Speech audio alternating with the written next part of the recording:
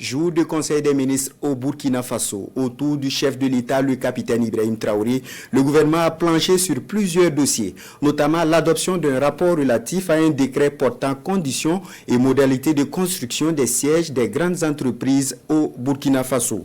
Le conseil a également décidé de la baisse des prix de certains médicaments essentiels génériques, de produits de santé et de consommables médicaux à partir du 1er mars 2026. L'État doit débourser 3 milliards de francs CFA pour la mise en œuvre de cette décision, nous dit Nyarkiteda. Pour compter du 1er mars prochain, les prix de certains médicaments essentiels génériques, de produits de santé et de consommables médicaux vont connaître une baisse substantielle. Ainsi, en a décidé le gouvernement. Cette baisse va engendrer une incidence financière de 3 milliards de francs CFA supportée par l'État burkinabé. Les différentes réductions vont de 20 à 70% selon la nature des produits. Au terme de cette baisse, pour par exemple les formes injectables, nous pouvons avoir des réductions qui vont jusqu'à 53%.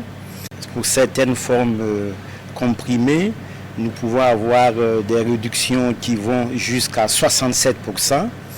Pour les consommables médicaux, nous avons des réductions qui peuvent aller jusqu'à 72%. Et pour certaines formes sirop, la réduction peut aller jusqu'à 20%. Cette baisse de médicaments va rentrer en vigueur à partir du 1er mars 2026.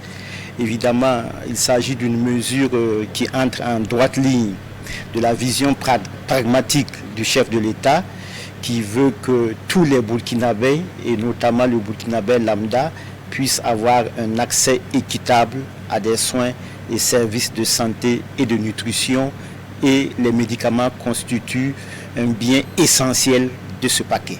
Le Conseil des ministres adopte également un décret portant conditions et modalités de construction des sièges des grandes entreprises.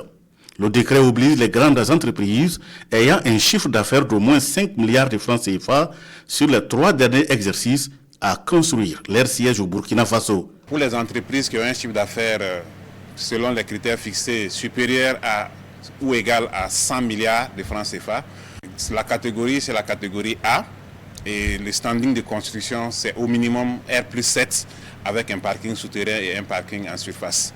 Également, il y a des critères d'efficacité énergétique. Et pour les entreprises dont le chiffre d'affaires est compris entre 50 milliards et 100 milliards, c'est la classe B et le standing c'est au minimum R+5 avec un parking souterrain et un parking en surface. Pour les entreprises dont le chiffre d'affaires est compris entre 50 milliards et 10 milliards, il s'agit de la classe C. Et là, le standing, c'est au minimum R+4 avec parking en surface.